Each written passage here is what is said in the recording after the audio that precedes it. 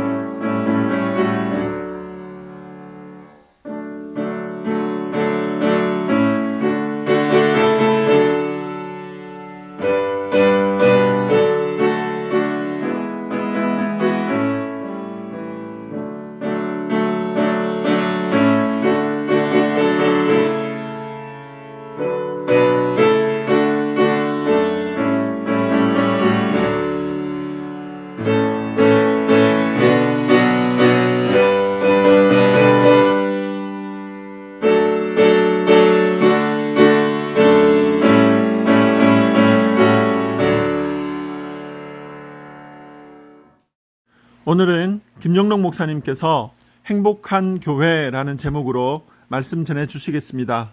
할렐루야, 좋은 아침입니다. 오늘도 하나님의 은혜와 손길이 여러분들과 여러분들의 가정과 생업에 함께 하시기를 주의 이름으로 축복합니다. 오늘 함께 보실 하나님 말씀은 사도행전 4장 28절부터 35절 말씀입니다. 사도행전 4장 28절 말씀.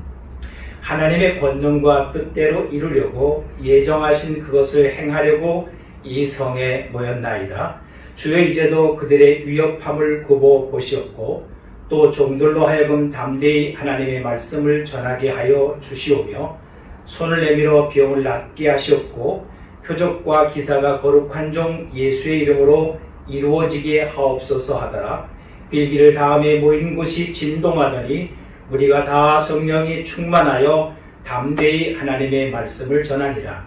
믿는 무리가 한 마음과 한 뜻이 되어 모든 물건을 서로 통용하고 자기 재물을 조금이라도 자기 것이라 하는 이가 하나도 없더라. 사도들이 큰 권능으로 주 예수의 부활을 증언하니 우리가 큰 은혜를 받아 그 중에 가난한 사람이 없으니 이는 밭과 집 있는 자는 팔아 그 판 것의 값을 가져다가 사도들의 발 앞에 두매 그들이 각 사람의 필요를 따라 나누어 줍니다. 아멘. 오늘은 행복한 교회에 대해서 말씀을 전해드리겠습니다.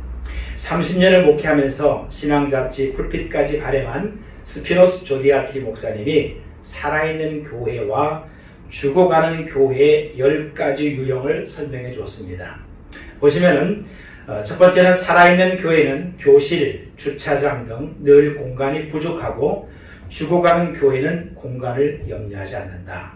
두 번째는 살아있는 교회는 항상 변화하고 죽어가는 교회는 늘 똑같다. 세 번째, 살아있는 교회는 아이들과 소년, 소녀들의 제잘거리는 소리로 늘 시끄럽고 죽어가는 교회는 쥐죽은 듯이 조용하다. 네 번째는 살아있는 교회는 언제나 일꾼이 부족하고 죽어가는 교회는 일꾼을 찾을 필요가 없다. 맞는 말씀이죠. 살아있는 교회는 새 얼굴 이름 알기가 어려워 애먹고 죽어가는 교회는 해를 거듭해도 그 사람이 그 사람이다. 우리는 어떤 교회인가 한번 생각해 봐야 될 것 같아요. 살아있는 교회는 선교 사업이 활발하고 죽어가는 교회는 교회 안에서만 움직인다. 일곱 번째, 살아있는 교회는 주는 자들로 가득 차 있고 죽어가는 교회는 티내는 자들로 가득 차 있다. 여덟 번째, 살아있는 교회는 믿음 위에 운행되고 죽어가는 교회는 인간적 판단 위에 운행된다. 아홉 번째, 살아있는 교회는 배우고 봉사하기 위해 바쁘고 죽어가는 교회는 편안하다. 열 번째, 살아있는 교회는 활발히 전도하고 죽어가는 교회는 점점 굳어 석회화한다. 의미 있는 이야기예요. 오늘날 이 시대에 교회가 살아있는 교회냐 또 죽어가는 교회냐, 오늘 우리가 좀 우리의 자신들을 살펴볼 수 있는 좋은 교훈의 말씀이기도 해요. 오늘날 일부 교회가 교회로서의 사명을 망각하고 단순히 사회 공동체로서 전락해버리고 있어요. 예수님께서 탄식하는 교회가 돼서는 안 됩니다. 교회가 생명력 있고 역동성 있는 교회로 변화되어야 됩니다. 그래서 우리가 교회 가는 것이 기쁘고 행복하고 말씀 듣는 것도 행복하고 봉사하는 것이 행복하고 섬기는 것이 기쁘고 즐거울 때 행복한 교회 생활이 될 수 있어요. 우리는 행복을 내가 누리고 그리고 이 행복을 나눠주는 교회가 되어야 됩니다. 오늘 말씀을 통해서 초대교회의 행복과 기쁨이 넘치는 현장으로 우리 모두 함께 참여할 수 있기를 축원합니다. 오늘 행복한 교회는 첫 번째로 성령 충만한 교회입니다. 초대교회가 시작할 때 성령에 의해서 시작됐어요. 저들이 성령 받기 전에 수동적이었어요. 제자들이 성령 받고 나서 저는 능동적으로 변화됐어요. 성령이 저들의 교회를 새롭게 시작할 수 있도록 역사하고 그 성령을 통해서 하나님의 복음의 역사가 펼쳐지기 시작했어요. 그래서 성령 충만 교회는 성령을 사모하는 교회가 되어야 됩니다. 행복한 교회는 성령을 사모하고 성령 충만할 때 온 성도들의 행복과 기쁨을 느껴요. 예수님께서도 성령을 약속하셨어요. 예수님이 승천하시기 전에 십자가에 못 박아 죽으시고 40일 동안 계시면서 예수님께서 자신의 부활한 모습을 보여줬어요. 그리고 예수님께서 승천하시기 전에 마지막으로 분부한 유언과 같은 말씀이 바로 사도행전 1장 4절 말씀인데, 사도와 함께 모이사 그들에게 분부하여 이르시되 예루살렘을 떠나지 말고 내게서 들은 바 아버지께서 약속하신 것을 기다리라. 아버지께서 약속하신 게 뭐예요? 요한서 2장에 내가 만민에게 내 영을 부어주겠다고 약속하신 그 말씀, 이 약속하신 하나님의 말씀을 예수님께서 이제 성령을 부어주시겠다고 하신 거예요. 그래서 사도행전 1장 5절에 요한은 물로 세례를 베풀었으나 너희는 몇 날이 못되어 성령으로 세례를 받으리라. 예수님께서 승천하시기 전에 하나님의 영이신 그 영을 저들에게 보내주셔서 그 하나님의 영이 저들과 함께 이제 새로운 역사를 풀어갈 수 있도록 예수님께서 성령을 보내주겠다는 거죠. 그러면서 사도행전 1장 8절에 뭐라고 말씀했어요? 오직 성령이 너에게 임하시면 너희가 권능을 받고 예루살렘과 온 유다와 사마리아와 땅 끝까지로 내 증인이 되라고 말씀하셨어요. 예수님께서 올라가시고 나서 이제는 자신의 영, 하나님의 영이신 성령을 저들에게 보내주겠다고 약속했어요. 제자들은 그 약속의 말씀을 들었습니다. 그 약속의 말씀을 듣고 저 사람들은 믿고 기도에 힘썼어요. 제자들이 모여서 예수님께서 약속하신 그 약속의 말씀을 믿고, 그게 뭡니까? 성령을 보내주시겠다는 약속의 말씀이죠. 그 모임의 장소가 마가의 다락방입니다. 마가의 다락방이 어떤 곳이에요? 예수님께서 제자들과 함께 최후의 만찬을 하셨던 그곳이 바로 마가의 다락방이에요. 저들은 다시 마가의 다락방에 모였어요. 120여 명의 사람이 모였습니다. 사도행전 1장 14절 말씀에는요, 여자들과 예수의 어머니 마리아와 예수의 아우들과 더불어 마음을 같이하여 오로지 기도에 힘쓰라는 말씀했어요. 예수님을 따르는 여자들, 예수님께서 비참하게 십자가에 못 박혀 죽으시는 그 마지막 죽음의 자리에 함께 있었던 예수님의 모친 마리아, 그리고 예수님의 아우들이 있었어요. 예수님에게 4명의 남동생이 있었는데 예수님이 살아계시는 동안에 저들은 예수 그리스도가 메시아라고 믿지 않았어요. 그런데 예수님께서 십자가에 죽으시고 부활하는 그런 모든 장면을 생생히 목격하고 나서 자기의 형이 육신의 형이 아니라 이분은 메시아요 하나님의 아들이라는 사실을 들었어요. 그들이 같이 모였습니다. 그 가운데 예수님의 아우 가운데 야고보가 있어요. 그 야고보는 예루살렘 교회의 초대 지도자였어요. 야고보서를 기록한 사람입니다. 그리고 최초의 순교자가 야고보예요. 그분이 바로 예수님의 동생이었고, 이들이 같이 모여서 마가의 다락방에 모여서 마음을 같이하여 오로지 기도에 힘쓰라고 했어요. 오로지 하기오스라는 말은, 그것은 내가 오직 한 길, 기도하는 데 있어서 오직 그 한 길로서 기도했다는 거죠. 기도에, 오로지 기도에 힘썼다라고 하는 이 힘쓰다라는 말은 프로스 카타레오라는 말인데, 이것은 붙들어 매다는 거예요. 기도하는 그 기도에 나를 붙들어 맸다는 거예요. 그러니까 기도하는 것 외에 다른 생각이나 그리고 다른 마음이나 다른 행동이 없었어요. 저들이 기도에 정말로 온 정신을 다했어요. 온 마음을 했어요. 오직 한 길. 그 목적이 뭐예요? 예수님께서 약속하신 성령이죠. 그 성령을 받기를 위해서 예수님이 보내주겠다고 약속하신 그 성령을 사모하고 기다리는데 저들이 오로지 힘썼다. 기도에 힘썼다. 이들이 120명에 모여가지고서 전심을 다해서 기도했다고 개역 성경은 말하고 있어요. 제자들은요, 주님의 약속을 믿고 기도에 힘썼어요. 그 기도하는 이들에게 성령이 충만이었습니다. 성령이 임하신 성령은 영이신데 그 영은 불가시적 존재예요. 성령은 눈으로 볼 수 없는 존재지만 이 불가시적 존재가 가시적 존재로서 사람들에게 보여지고 느껴지게 임하고 성령이 나타나신 거죠. 그것이 사도행전 2장 2절 말씀에 호련히 하늘로부터 급하고 강한 바람 같은 소리가 있어 그들이 앉은 온 집에 가득하여, 호련히 저들이 열심히 전심을 다해서 오로지 기도에 힘쓰는 그 어느 순간에 하나님의 성령이 저에게 임하셨는데, 어떻게 급하고 강한 바람 같은 소리가 있어. 하나님의 성령이 저들 가운데 임하는데 바람 같은 소리가 들렸다고 말씀했어요. 저들의 귀로 들을 수 있도록 하나님의 성령이 임하는 것이 알려졌어요. 그러면서 3절에 마치 불의 혀처럼 갈라지는 것들이 그들에게 보여 각 사람 위에 하나씩 임하였더니, 하나님의 성령이 임하는 것이 마치 불의 혀가 갈라져서 그 불의 혀가 갈라져서 한 사람 한 사람 한 사람 위에 임하는 것이 보였다고 그랬어요. 놀랍지 않습니까? 하나님의 성령이 임하는 소리가 들려졌다고 그랬어요. 하나님의 성령이 임하는 것이 보여졌다고 그랬어요. 저들의 귀로 들을 수 있었고 저도 눈으로 볼 수 있도록 하나님의 성령께서 임하셨어요. 할렐루야. 4절 말씀이요, 그들이 다 성령의 충만을 받고라고 말씀했어요. 받고가 뭡니까? 느껴졌다는 거예요.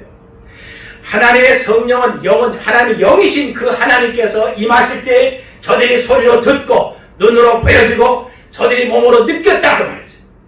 충만함을 받았다는 것이 얼마나 놀라운 일이겠어요. 하나님의 성령께서 이런 120명에 모인 그 마가의 다락방에 강력하게 성령께서 임하셨어요. 하늘로부터 급하고 강한 바람 같은 소리가 왔어요.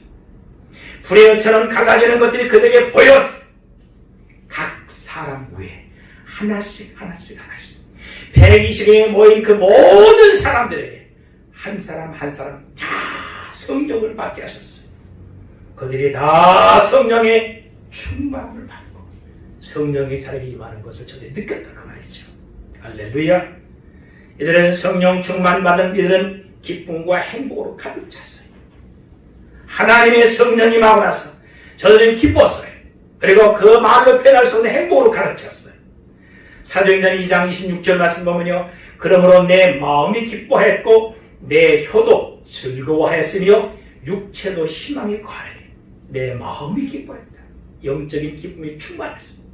우리가 알는 그 마음이 우리의 마음이 하나님의 성령이 충만하니까 내 속에서 너의 기쁨이 넘치는 지금까지 누려보지 못했던 지금까지 한 번도 느끼지 못했던 인생 최고의 기쁨을 성령을 받음으로 인해서 느꼈다는 거죠.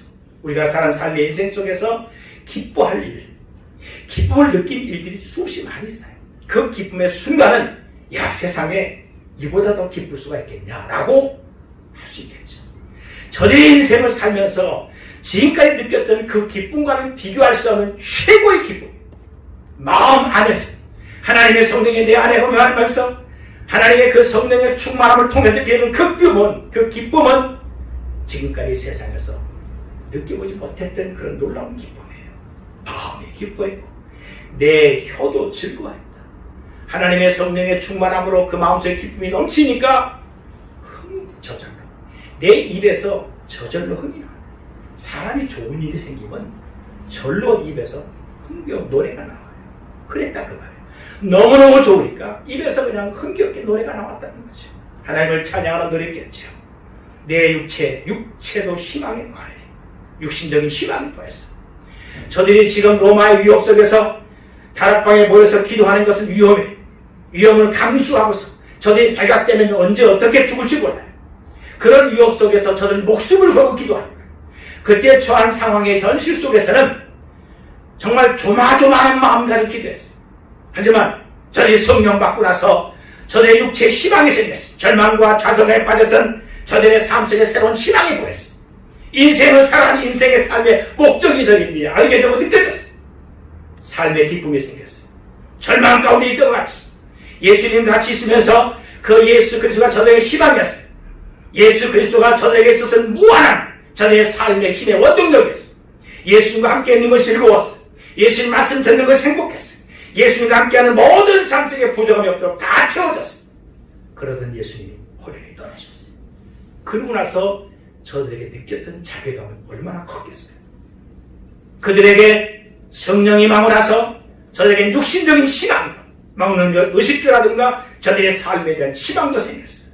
그것이 바로 하나님의 성령을 받고 나서 하나님의 성령께서 저들의 삶에 희망을 주셨고 그 희망의 꿈을 펼쳐갈 수 있도록 희망의 꽃을 피워갈 수 있도록 하나님이 역사하신 거죠. 그것이 성령 충만한 거예요. 성령을 사모하는 교회는 이렇게 하나님께서 약속하신 성령을 충만하게 부어주시고 이 성령 충만함을 통해서 저들의 삶에 진정한 행복과 기쁨을 느꼈어요. 성령 충만한 교회 또 한 가지는요, 성령의 역사가 있는 교회다. 초대교회는 성령 받고 나서 성령의 역사가 있었어요.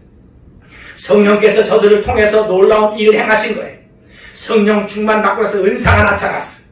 하나님의 성령이 임하고 나서 즉각적인 은사가 사도행전 2장 4절 말씀 보면요. 그들이 다 성령의 충만함을 받고 성령이 말하게 하심을 따라 다른 언어들로 말하기 시작하려 했어요.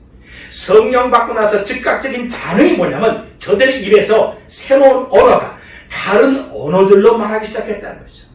물론 성령 받고 나서 즉각적인 반응이 방언을 하는 사람이 있고 방언 안 할 수 있어요. 물론 100%다 방언하는 건 아니지만 오늘 하나님의 성령께서 말씀하시는 이 본문의 말씀을 통해서 그들이 다 성령 충만 받고 성령이 말하게 하심을 따라 다른 언어들로 말하기 시작했다는 것입니다. 그러면 성령 받고 나서 즉각적인 반응이 저들이 방언의 은사가 나타났다는 거죠. 즉각적인 반응의 또 한 가지는 뭐냐면 저들이 성령 받고 나서 예수를 그리스도로 고백할 수 있었어요. 그리고 그 예수를 말하는 사람으로 하나님의 성령께서 변화시켰어요. 대표적인 사람이 누구예요? 사울이에요. 사울은 예수 믿는 사람을 잡아다가 감옥에 갔고 예수 믿는 사람을 죽이는데 앞장섰던 사람이에요. 그가 예수님 만나고 나서 눈이 가려지고 말도 못하고 아나니아 선지자를 통해서 그들의 기도를 통해서 아나니아 선지자의 기도를 통해서 저기 성령을 받아요.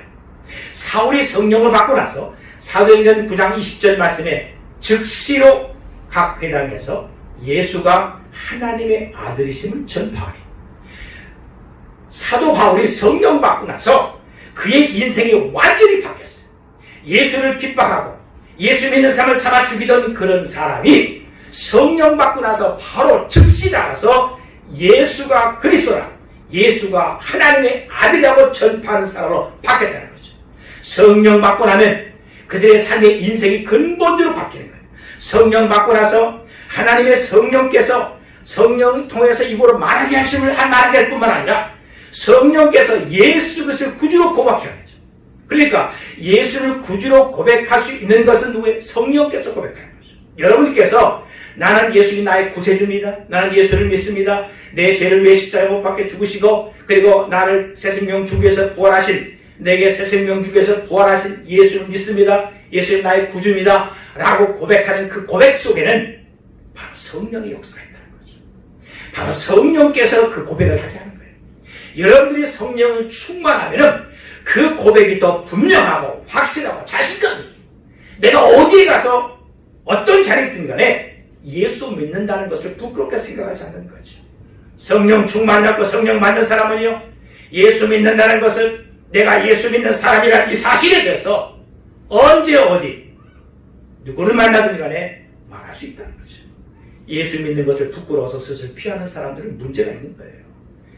교회에 다니고 신앙생활하고 하는 모든 사람에게 가장 중요한 것은 성령을 받아야 돼. 그리고 그 성령 충만함을 통해서 내 입에서 예수 그리스도가 나의 구주라고 온전한 고백이 필요한 거죠. 인생이 바뀌는 거예요. 삶이 바뀌는 거예요. 완전한 변화가 이루어져야 돼요. 예수 믿기 이전과 예수 믿고 난 이후에 삶의 인생이 완전히 바뀌고 변화되는 거죠.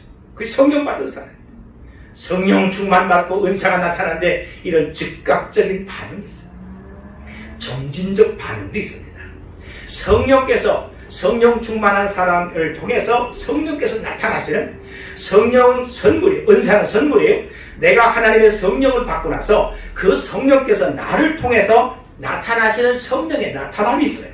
그것이 즉각적으로 나타나지 않고 어느 정도 시간이 지나면서 나타나는 것이 있다 그 말이죠. 그것이 점진적 반응인데 각종 은사가 나타납니다. 고린도전서 12장 7절부터 11절 말씀 보면요, 각 사람에게 성령을 나타내시면, 하나님의 성령이 임하시고 성령을 받았으면은 그 하나님의 성령께서 그 각 사람에게 성령을 나타내시는데 유익하게 하려 하신다고 말씀했어요. 성령이 나타나시면 유익하게, 나를 유익하게 하고 교회를 유익하게 하고 이웃을 유익하게, 하나님의 성령께서 나를 통해서 나타나시는 것은 내게 유익을 주기 위해서. 그렇잖아요. 성령 받고 나면은 우리 하나님의 성령께서 은사를 주시는데 그 은사가 나타나는 것은 유익을 위해서다 그 말이죠. 나를 위해서, 교회 공동체를 위해서 성령이 나타나는 거죠. 성령 받았다고 해서 교회에서 행하는 모든 삶에 유익을 주지 못한다는 문제가 있는 거예요. 중요한 것은 성령의 나타남은 철저하게 유익을 위해서다. 내가 유익하고 교회가 유익하고 이웃과 사회가 유익하고 각 사람에게 성령을 나타내시면 유익하게 하십니다. 8절 말씀에 어떤 사람에게는 성령으로 말미암아 지혜의 말씀을, 성령께서 성령의 말씀을 통해 성령으로 말미암아 지혜의 말씀을, 어떤 사람에게는 같은 성령을 따라 지식의 말씀을, 같은 성령인데 어떤 사람에게는 지혜의 말씀, 또 어떤 사람은 지식의 말씀을, 또 이어서 다른 사람에게는 같은 성령으로 믿음을 얻죠. 또 어떤 사람에게는 한 성령으로 병 고치는 은사를, 같은 성령이지만 그 성령이 그 사람을 통해서 나타나는 것은 다르게 나타난다는 거죠. 한 사람에게 모든 성령께서 다 병을 고치는 은사요, 그 다음에 지식의 은사요, 지혜의 은사요, 이런 방언의 은사요, 이 한 사람에게 다 나타나는 경우도 물론 있을 수 있지만 하나님께서 각 개개인 사람을 통해서 한 성령께서 그 사람을 통해서 나타나서 역사하신다 그 말이죠. 10절 말씀 보시면요, 어떤 사람에게는 능력 행함을, 어떤 사람에게는 예언함을, 어떤 사람에게는 영들 분별함을, 다른 사람에게는 각종 방언 말함을, 어떤 사람에게는 방언들 통역함을 주시나니. 누가요? 성령께서 병 고치는 은사를 주시는 거죠. 그것은 다 같은 성령이에요. 11절 말씀 보면 이 모든 일은 같은 한 성령이 행하사 그의 뜻대로 각 사람에게 나눠주시는 것이니라. 같은 한 성령께서 행하셨다. 한 성령께서 이 사람 저 사람 또 다른 사람들에게 성령이 나타나게 하시는데, 그것은 하나님의 성령의 뜻대로 하나님의 주권대로 각 사람에게 나눠주신다고 말씀했어요. 성령께서 우리들을 통해서 나타나시는 그 나타남은 그 각 사람 한 사람에게 하나님의 주권적 의지에서 선물, 은사가 나타난다는 거죠. 그러니까 우리가 신앙생활에서 나는 왜 저 사람이 갖는 저런 은사가 없지? 나는 왜 이게 없지? 이것 가지고서 이야기할 필요가 없다는 거죠. 여러분 모두는 다 하나님의 성령이 충만하면 성령의 나타나심이 있어요. 성령의 나타나심이 어떤 성격과 어떤 성향으로 나타날지는 그건 모르죠. 왜? 하나님께서 하시는 거니까. 이 사람이 더 예뻐서, 이 사람이 신앙생활 더 잘하고, 이 사람 더 믿음생활 앞으로 잘할 것 같아서 성령께서 더 주시고, 천만에 하나님의 성령이 나타나서 그 사람에게 은사를 주어서 행하시는 그 행함은 우리가 생각하는 인간적인 기준의 판단과 달라요. 야, 저렇게 성실한 사람, 저렇게 열심히 믿음생활하는 사람, 저 사람에게 큰 은사를 주겠지. 아니에요. 오히려 교회를 좀 껄렁껄렁하게 다니는 것 같은데도 하나님께서 그 사람을 통해서 놀라운 은사를 행할 때가 있어요. 때로는 어떤 사람은 교회에서 덕이 되지 못하는 그런 언어나 행동을 할 수 있어요. 그런데도 그 사람에게서 은사가 나타날 수 있어요. 우리가 생각하는 어떤 윤리 도덕적 기준으로 봤을 때는 저건 아닌 것 같은데 라고 충분히 말할 수 있어요. 하나님께서 성령을 통해서 나타나고 행하시는 것은 우리가 판단하기 어려운 부분들이에요. 중요한 것은 과연 교회에 유익이 되느냐는 거죠. 공동체에 유익이 되는, 내가 하나님의 성령의 은사를 하나님께서 받아서 그 은사를 행하고 나타난다면 나를 자랑하는 것이 아니죠. 철저하게 하나님의 영광을 위해서, 그 선물은 하나님이 주신 거예요. 나를 자랑하기 위해서 내가 많은 은사를 받았다, 그런 것을 내 사람들에게 드러내기 위한 것이 아니고 하나님께서 은사를 주신 것은 유익하게 하기 위한 것을 분명히 우리가 알고 있어요. 교회에 유익이 되지 못하는 은사는 문제가 있는 거예요. 많은 사람들에게 도움과 유익의 기쁨이 되지 못하는 은사는, 이것은 어떻게 보면은 가짜일 수 있어요. 가짜도 있습니다. 흉내내는 것도 있어요. 마치 은사 받은 것 같이, 하나님의 계시의 말을 들은 것 같이 하나님께서 이렇게 말씀하셨습니다라고 말할 수 있어요. 흉내를 낼 수 있어요. 가짜도 있다고 말해요. 우리는 하나님께서 각 사람에게 하나님이 주시는 대로 우리가 하면 돼요. 내가 그것을 하나님의 나를 성령 충만케 하셔서 나를 통해서 하나님의 성령께서 일하시고 하나님의 성령께서 나타나셔서 하나님께 영광이 되고 이웃과 사회 내게 유익이 되게 하옵소서 기도하면 돼요. 성령 충만해서 하나님의 성령께서 여러분을 통해서 하나님이 하시고자 하는 그 일과 뜻을 나타내는데 쓰여지는 여러분 되기를 축원합니다. 성령 충만해. 성령의 역사가 있는 교회는 또 한 가지는 성령의 열매가 있어요. 은사하고 열매는 달라요. 은사는 기프트는 하나의 선물이에요. 하나님께서 선물을 주어서 그 선물로 나타나게 은사라고 한다면 성령의 열매가 있어요. 열매는 맺어지는 겁니다. 나무에 있어서 사과나무는 사과 열매를 맺고, 감나무는 감 열매를 맺어요. 밤나무는 밤 열매를 맺게 되어 있어요. 하나님의 성령을 받은 사람들은 성령님께서 맺는 열매가 있어요. 그 열매는 저절로 맺어지는 거예요. 다시 말하면 우리가 성령을 받았고 성령 충만하면은 그 사람의 열매를 통해서 성령을 받았는지 안 받았는지 확인할 수 있다는 거죠. 갈라디아서 5장 22절 23절 말씀에 오직 성령의 열매는 사랑과 희락과 화평과 오래 참음과 자비와 양선과 충성과 온유와 절제니 이와 같은 것을 금지할 법이 없느니라고 말씀했습니다. 오직 성령의 열매는 제일 먼저 사랑이죠. 하나님의 모든 은사, 많은 은사를 받은 사람들에게 있어서 성령의 열매가 없다면 우리는 그 은사가 진짜인지 가짜인지 좀 우리가 체크를 해봐야 돼요. 하나님의 성령의 열매가 있다고 말이죠. 여기서 사랑과 희락이 있다. 희락이 뭡니까? 기쁨 아니에요. 하나님의 성령 충만 받은 사람들은 기쁨이 있어요. 행복이 있어요. 즐거움이 있어요. 화평이 있어요. 선한 사람입니다. 성령의 열매는 저절로 맺혀져요. 왜? 성령 받았기 때문에. 이것은 내가 맺는 게 아니에요. 사람이 맺는 열매가 아니라 성령께서 나를 통해서 열매를 맺어가시는 거예요. 성령께서 열매를 맺어가는데 나는 그 열매를 맺는 데 쓰임받은 거예요. 우리가 성령 충만 받았으면 당연히 성령의 열매를 맺어지게 되어 있어요. 성령을 맺어져 가는 거예요. 그 성령의 열매를 통해서 우리에게 사랑의 열매가 나타나는 거죠. 예수 믿는 사람들, 우리가 말로써, 우리가 입으로 사랑하자가 아니라 하나님의 성령이 충만하면 내 속에 내면에 하나님의 사랑으로 이웃사랑으로 예수님께서 말씀하시는 하나님을 사랑하고 내 이웃을 내 몸같이 사랑하고, 이것이 별거예요. 내가 사랑하려고 애써서 사랑해주는 것이 아니에요. 내가 사랑하려고 애쓰고 노력하는 것은 성령의 열매가 아니에요. 성령의 열매는 사랑해주는 거죠. 내 속에 사랑이라는 것을 채워주고 희락이라는 것을 채워주고, 다른 사람들이 경험하고 다른 사람이 느껴보지 못하는, 다른 사람이 알지 못하는 기쁨이 우리 속에서 넘쳐나는 거죠. 그 성령의 열매예요. 성령 받은 사람들이 우리가 볼 때 뭐 빙글빙글 웃고 약간 좀 나사가 좀 빠진 사람 같이 뭔가 기쁘고 즐거운 가운데 있을 때 저 사람 저거 왜 저래? 그렇게 말할 수 있겠죠. 그 기쁨의 희락을 누가 알겠어? 성령 받은 사람 아니면 모르는 겁니다.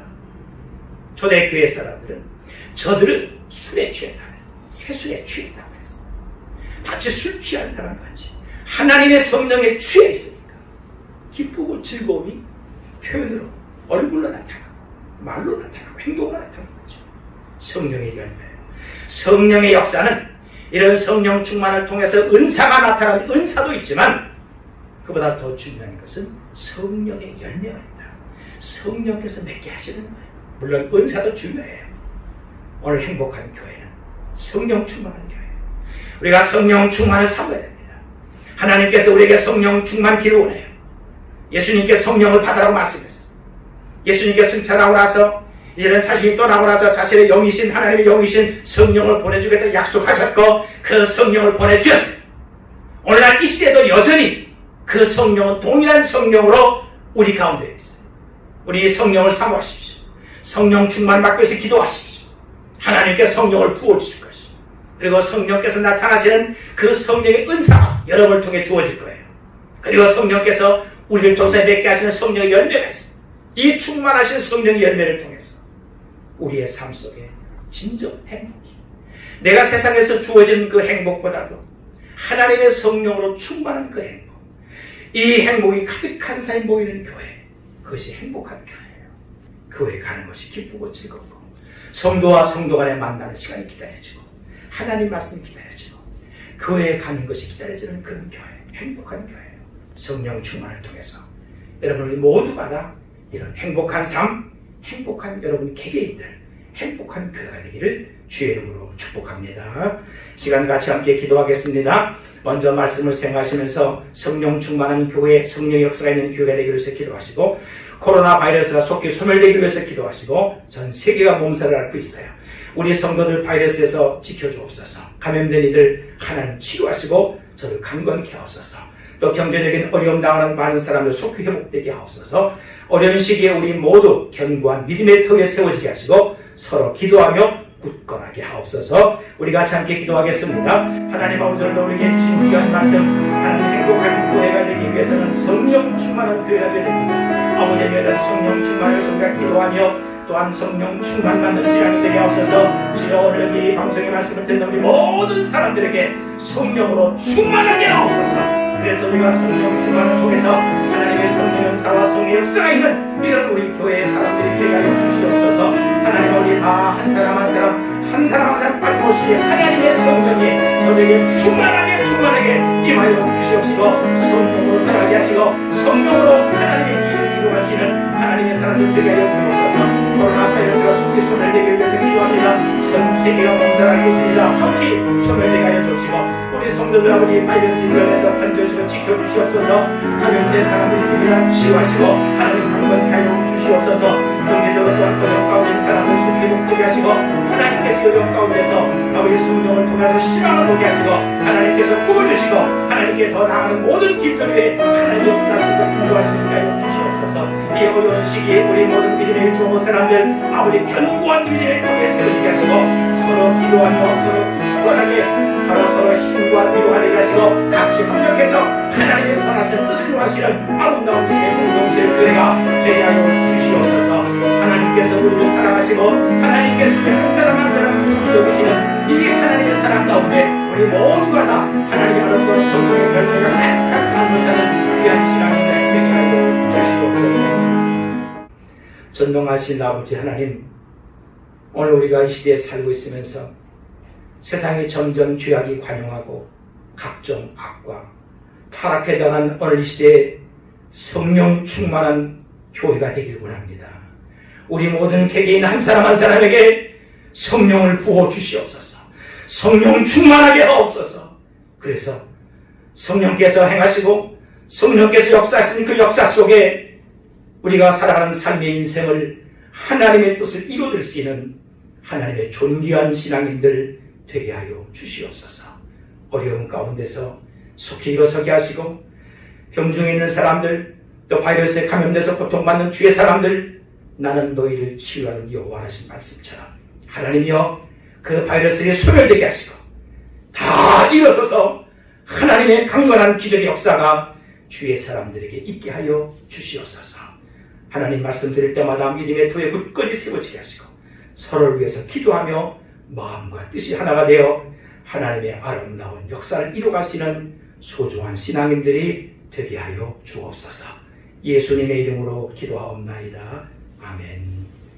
이제는 우리 주 예수 그리스도의 은혜와 우리 하나님 아버지의 사랑하심과 성령님 교통하시고 축복하시고 함께하시니 행복한 교회를 꿈꾸는 성령 충만을 삼하는 주의 사람들 머리 위에와 저들의 가정과 생업 위에 이제로부터 영원토록 함께 있을지어다.